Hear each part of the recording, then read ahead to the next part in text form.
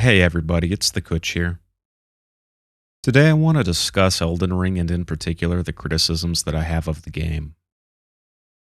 With the advent of Shadow of the Erd Tree, there's been a renewed element of flack coming toward the game.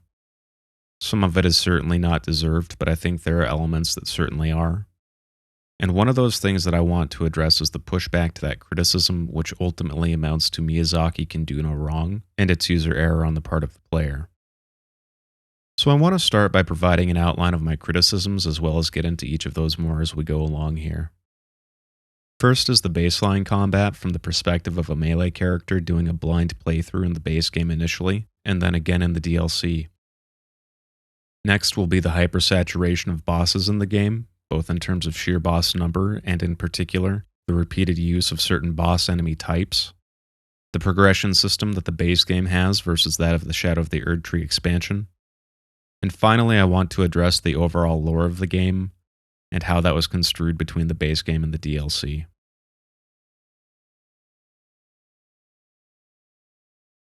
My first game cycle, I wanted to see what the new Spirit Ash gimmick was all about, so I used them throughout the playthrough. The playstyle I adopted early on predominantly revolved around stance-breaking bosses.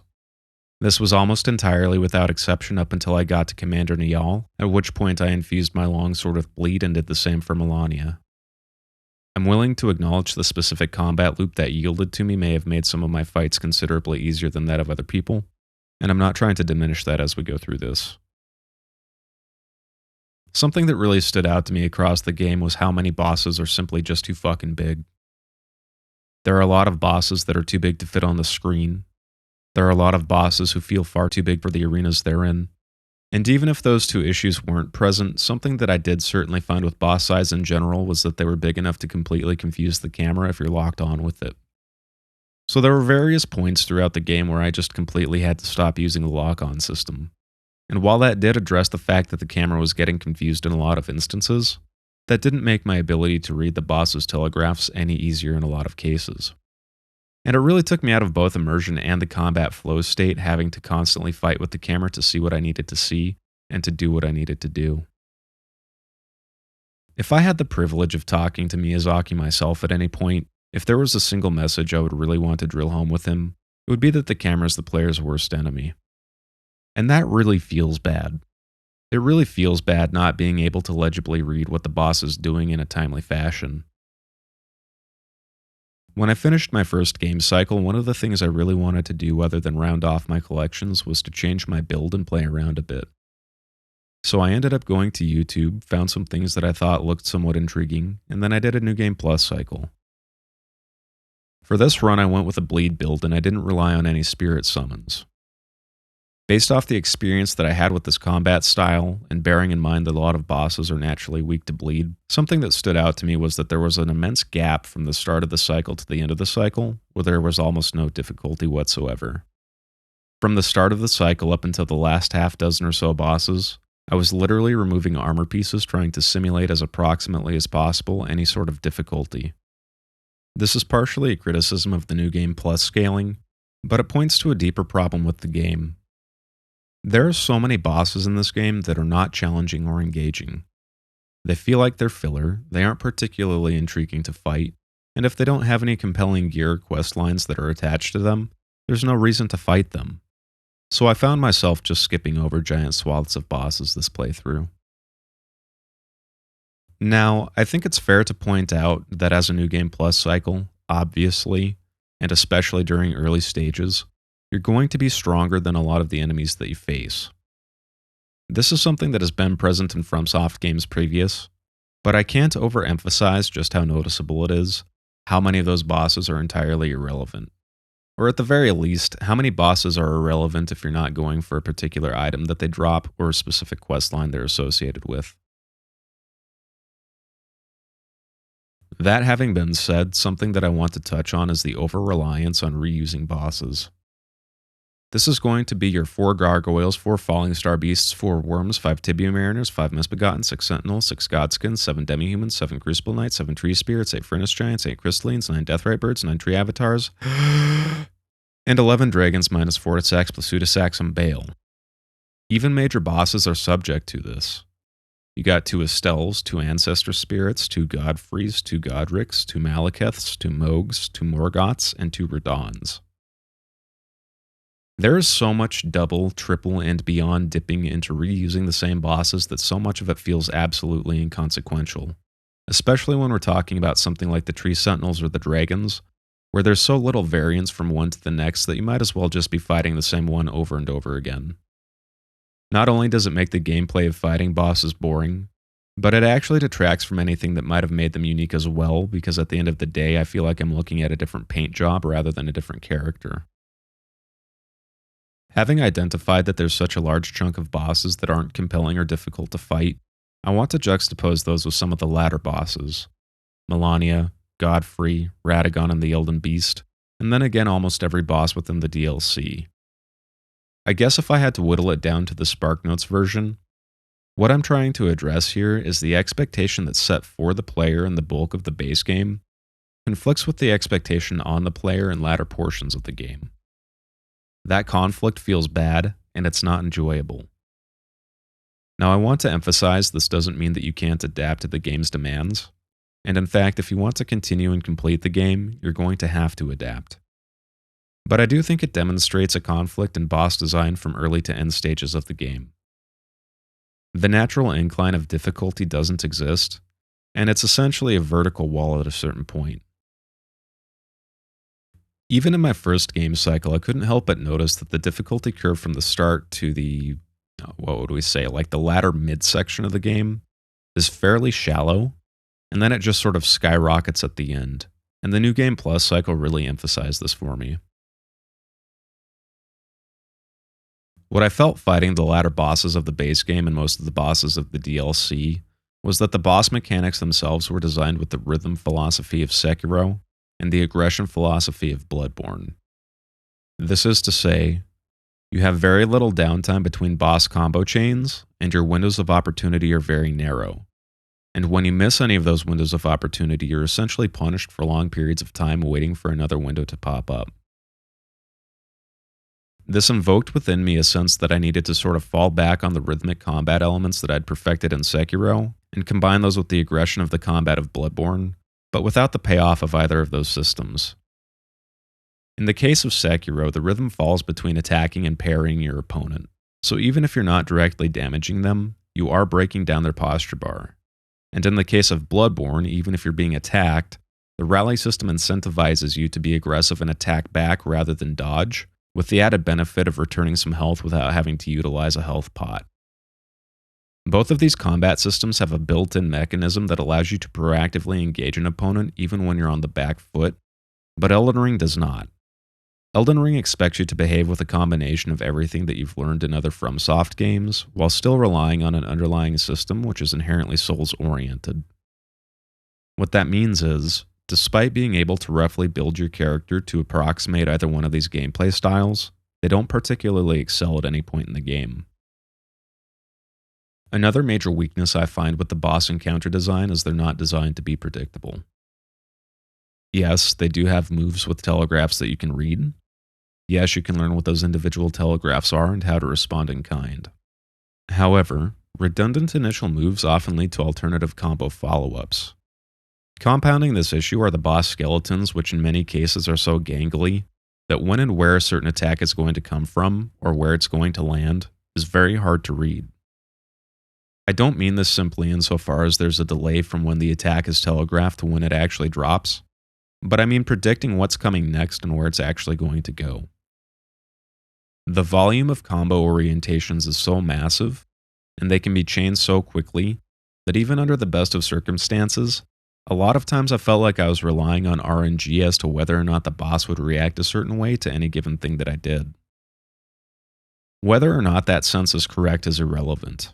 The boss coding could be so well sophisticated that it's all technically predictable with enough practice. The point is that the end result is indistinguishable, and I don't like that. Something else that really left a sour taste in my mouth was the emphasis a lot of these bosses had on doing large AoE attacks, pumping out elemental damage, and summoning adds. In fact, there's a dancing lion, a dragon, and a deathrite bird for whom there are large amounts of elemental AoE damage going out, in addition to ads that you have to micromanage. I just didn't enjoy it. I just didn't enjoy having so much shit concurrently happening during those fights. Now, something that I think is probably relevant to point out too is a lot of people are calling this DLC hard. If you accept the fact that death is part of progression, and that every time you die you get to go back and get the souls you dropped, in addition to the new souls that you got on the way there, if you accept the fact that every time you died getting even just another 10% of health off the boss, you're learning something about the boss that you probably didn't know before, either something that you need to do in terms of performance, something that the boss is weak to, or one of the boss's new movesets once they hit a new phase. If you can adopt an outlook which presupposes that you were intended to die so that you can succeed, what a lot of people regard as difficulty is now only relegated to tedium. It's just a matter of tedium before you succeed. Now the question that is then posed is the amount of tedium required to overcome any given boss worth the time invested? Is it too tedious to enjoy, or is it just tedious enough to feel satisfied when you actually do kill that boss? The satisfaction yielded after the requisite amount of tedium to defeat so many of these bosses was simply lacking. Learning all the movesets for any particular boss became so rigorous, in fact, that I wasn't enjoying the process of learning as I have in previous installments, and I didn't have any sense of satisfaction in the success of defeating those bosses. There were actually 2 bosses that I gave so few fucks about by the closing segments of the DLC that I ended up just using spirit summons rather than go through their learning process. Just couldn't be bothered. And that is not enjoyable to me.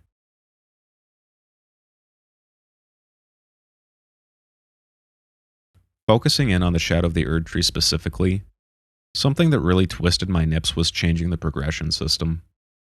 The rune level system was essentially tossed out in preference of the shadow fragment system, while still coexisting with it.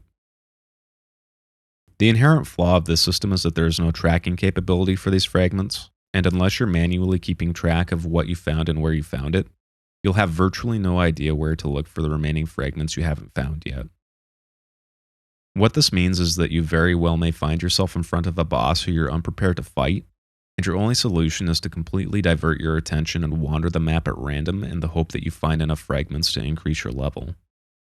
Then, once you've reached a satisfactory shadow level, you need to reroute yourself back to the boss who you otherwise would have been prepared to fight had your power rested solely on your rune level. Essentially what this did was neutralize the Souls-style progression in favor of a Sekiro-style progression system. Unlike Sekiro, which yielded fragments from defeating bosses, which the player is naturally inclined to do, this version of the system yields them primarily from the environment, with only a few dropping from low-level NPCs. What I find particularly egregious about this, other than the world-wandering gameplay it necessitates, is the value of runes is deflated. Yes, theoretically you can pump them into your character if you want to, but the real impact your rune level is going to have on your gameplay is going to be mitigated and deferred to the Shadow Fragment system. In fact, by the time you get to the DLC, adding to your rune level doesn't really do a whole lot other than expand the options of your weapons available to you without having to restructure your build. This isn't something that I want in a Souls game. This isn't something that I think works particularly well in a Souls game. And while I can appreciate an RPG that wants you to explore the world, I feel directly tying world exploration to player power isn't particularly good design, especially when it's conflicting with an already existing power system. I understand that what they were trying to do was give players from the base game who may be overleveled what might be referred to as the intended experience, but to be quite frank, I don't think it was a problem that needed addressing. For that matter, I don't think it was a problem at all. While a lot of players aren't particularly fond of the prospect of overleveling beyond the bosses in front of them, there are players for whom that is the case. There are players who, when they hit a speed bump, one of the tools at their disposal was to level over it so that they could overcome it. And now that tool is no longer in their tool bag. And I don't think there was anything wrong with the word of mouth style of, hey guys, I'm planning on going into the DLC, What Souls level do you recommend I be at before I go in? I think that helped foster community. There seems to be a lot of Kool-Aid drinking and a lot of excuse making for this DLC and the game overall, which is Souls players have just gotten so good that the only way to present them with a meaningful challenge is diffusing player power across the map and making bosses that go burr. I fundamentally reject that. Anytime there is a discussion about the weaknesses of the game, it turns into a dick measuring contest of who isn't a real Souls fan, who isn't a real Souls vet, why you're an idiot for calling yourself a Souls vet, why you're an idiot for not being able to overcome the issue. Even if you did overcome it, you still suck. You don't know how to play the game. You don't know how to go find your power-ups. You don't know how to adapt your build, and it's ultimately a you problem. This outlook is extremely disingenuous, and it only serves to overlook critical analysis of the game for what it is. Speaking from the perspective of somebody who did a blind playthrough of both the base game and the DLC, the only tool I found I needed was stance-breaking bleed damage. For all of the talk surrounding this game about learning how to adapt, learning how to get good, this game is not balanced. The fact that so many bosses are weak to bleed damage isn't an exploit, it's bad design. And I can say the exact same for the base game too. The fact that so many base game bosses are so substantially rocked by bleed damage, even in its nerfed form, says a lot about the game's design from the ground up.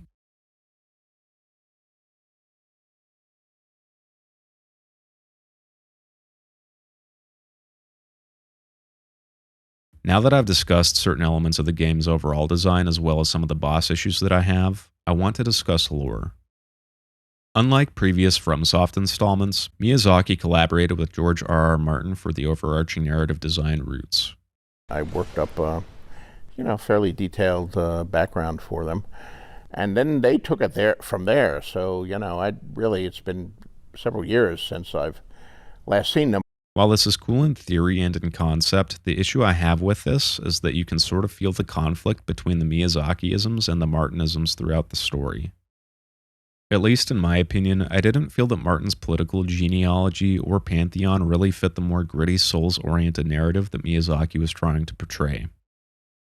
And I think the writing issues really come to a head when we get to the end of the DLC with Miquella's return and the reuse of Radahn. Up until this point, while we did have a lot of mystery surrounding Miquella, Radahn's story was, for all intents and purposes, told and concluded. I emphatically believe that bringing Radahn back for the end of the game butchered the storytelling arc that we had up until the DLC's release. One of the things that I love more than anything in a story is a good tragic character, and for me, when we're discussing FromSoft games, which innately have so many tragic characters, one of the very few standouts was Radahn. We're talking about a character who was ruthlessly intelligent, absolutely brutal, and completely devoted to those he loved, especially his horse Leonard. One of the elements of visual storytelling that we had the first time we fought Radahn was a character who loved his horse so much, even when he was rot-crazed, his horse's comfort was one of his primary concerns. Knowing that we had the unfortunate privilege of putting him out of his misery by giving him his last honorable fight was the perfect bow to wrap up the end of his story. However, we have absolutely no sense of his character development during the final boss fight. It almost seems like that character building was either discarded or totally forgotten by the DLC story writers. Now, I think it is nice in some ways that we were able to tidy up the finger lore and some of the Miquella lore, but something I really don't like is the fact that we brought Radahn back. On the one hand, yes, it is nice to see full glory Radahn. It's nice to experience what Melania must have experienced when she and Radahn were going toe-to-toe, but it really felt like a marvelization of the Elden Ring story.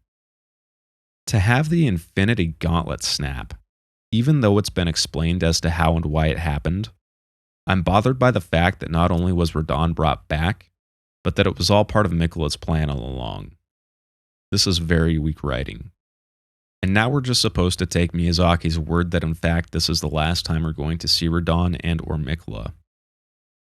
Because they've already betrayed that character's conclusion once and built in a methodology for returning dead characters, I'm not convinced that they won't do it again with these two or do the same with other characters.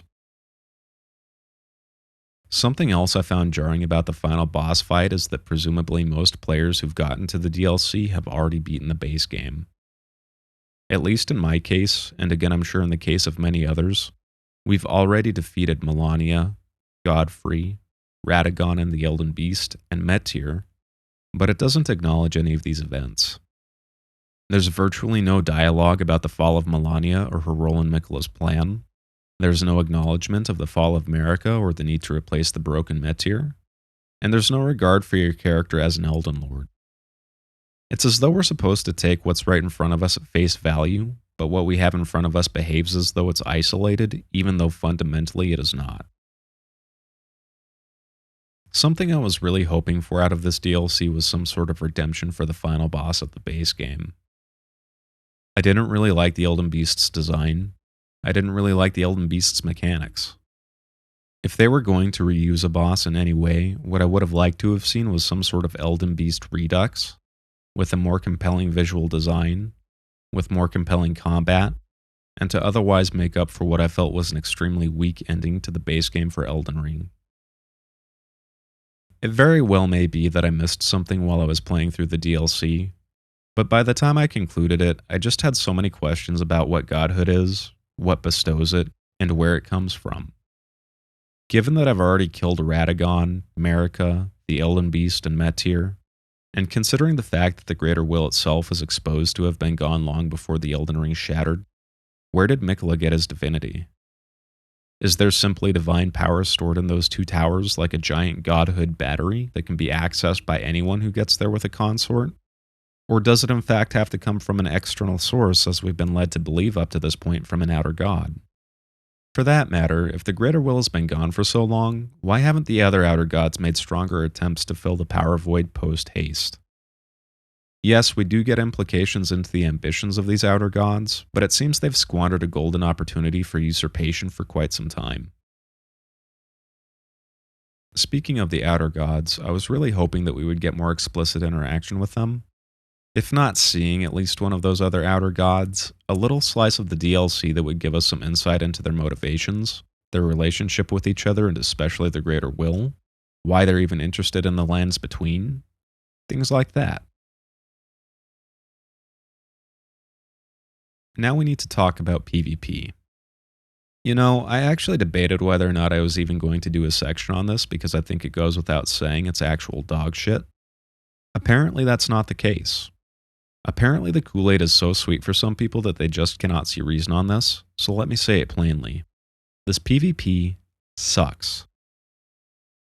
It sucks for a plethora of reasons which include but are not limited to no arena rewards, no covenant system, weak connectivity between players, dying due to lag while being hit by attacks that visibly do not make contact with your character, being rematched with the same dozen people several times an hour and the same several people a dozen times an hour, maidenless behavior, whether that be the ridiculous three-man gang squads during invasions, or your arena opponent attacking you while you're trying to emote, or magic users being allowed to heal themselves in arena by virtue of their spells when everybody else isn't allowed to heal because healing flasks aren't allowed in arena. Some weapons just aren't tuned or balanced properly.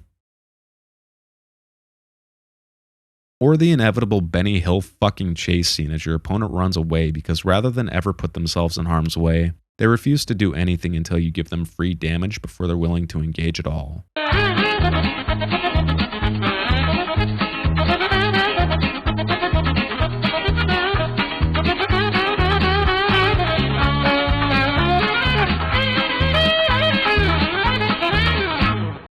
And all of that aside, why the fuck aren't there any new arenas?